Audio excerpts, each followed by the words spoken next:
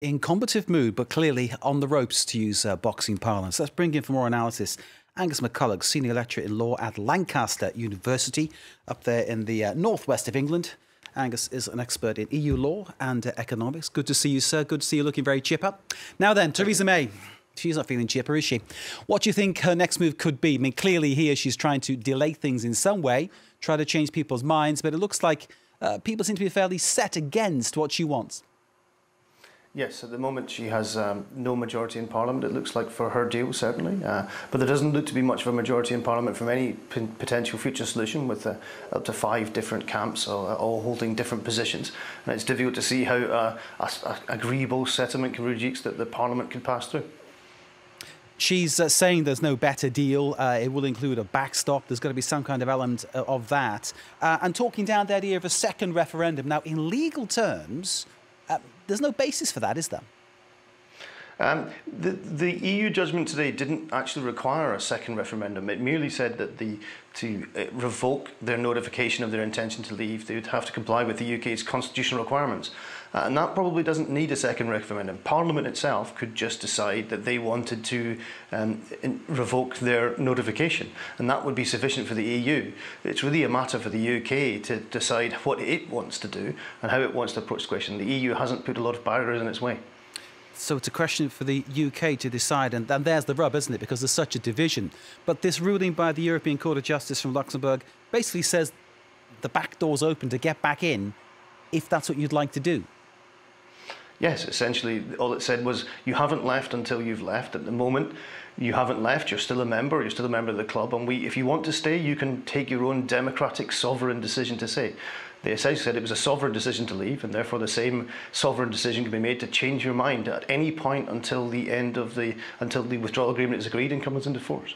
Obviously, law, one area of your specialism, economics, another one. Can I just move you towards that side of things now and ask how you feel this whole issue is affecting the UK, which, of course, to remind people, includes England and Scotland and Wales and Northern Ireland?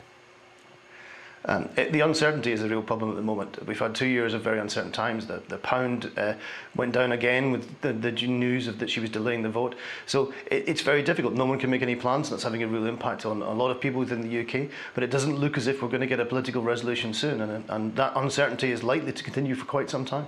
And, of course, there was a predicted exit of companies from London, financial companies and the like, going towards the EU to have what some might argue is a more secure place to base their business, all based on the uncertainty that Brexit might or might not bring. This is the big thing, isn't it? There's this big question mark over what happens next. Yes, and at the moment we just don't have a decision. We've already seen some big European agencies already planning their move away from London. It's likely that will continue, but the extent of the need for companies to recentre in European hubs, to stay within the European Union, is still undecided. The closer the arrangement to stay, there may be less movement, but if we go for a no deal, that movement is likely to speed up dramatically. OK, you're talking to us with great clarity. In that clarity, I hear a very Scottish accent. Now, I'm not presuming to know how you would vote or asking you to do that, because that is a secret, obviously. But we know what the SNP would like, and we know what Scotland voted for, to remain in the European Union. So, in terms of what Scotland wants, in terms of what maybe the opposition, the Labour Party, might want, there is talk of perhaps some kind of a bridge to be built there. We're hearing from our correspondent a little earlier. Do you see some kind of other development coming on that side? We're getting away from law and economics and more into what you feel might happen next. The Scottish question is an interesting one. I haven't lived in Scotland for quite some time now, although the accent has remained. That's but good. It's clear that the question of independence is back on the agenda. The more likely a no deal, a crash out, is the more likely Scotland is going to want to make its own arrangements. So this really does affect the constitutional settlement across the whole of the UK, with the devolved nations and the UK as a whole. So it raises a whole lot of difficult questions which aren't going to go away until we know exactly what the result is. Indeed, and that's the thing, isn't it? Because I'm dying to ask you what you think constitutionally what might happen, because that legal basis of the thing that creates the union from the 1600s may well, dissolve. Depending on what happens next. This is one of the other issues that comes into question. Yes, I mean, it's enormously important. The question of if Northern Ireland has a separate arrangement and the backstop because of its unique relationship with Ireland.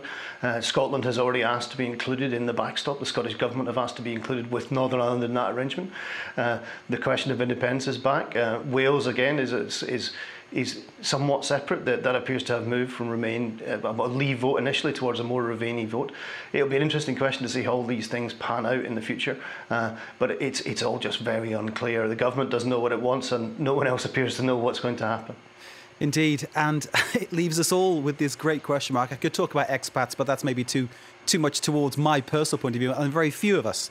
But it is all part of the same equation, because while there is that uncertainty, and while Theresa May is hanging on, and while she's trying to convince people who perhaps are just not there to be convinced or changed, more and more time is ticking away, and we get towards the date when the UK should be leaving the EU, and the risk of that kind of no-deal scenario. In your point of view, all right, I'll get off the fence. How disastrous would that be? It would be very bad. It's the only thing that most people could probably agree on is we don't want. You probably get a vast majority of people of Parliament agreeing that no deal would be a very bad scenario. The question is that unless they can agree on something else, it is the default option. By operation of law, the UK will leave on the 29th of March, unless it can do something else. So, in many ways, time is on the no-deal side, that time keeps ticking on unless something else happens. That's the default. But it's up to the British government and British Parliament to try and find some other way forward to avoid the thing that most of them don't want. Who wins, who loses if there's a no-deal? Everyone loses. Everyone's already recognised. The EU has said, and Britain has said, that the UK has said that no deal is a bad deal for everyone. Everyone loses out. It's a lose-lose situation. So some people think it would free up options for the future, but everyone in the short term certainly would be worse off. The long term is a long way away, and there may be different futures, but certainly in the short term, everyone loses through a no-deal Brexit. Everyone loses, especially the workers, because that's usually the people who take the blast first.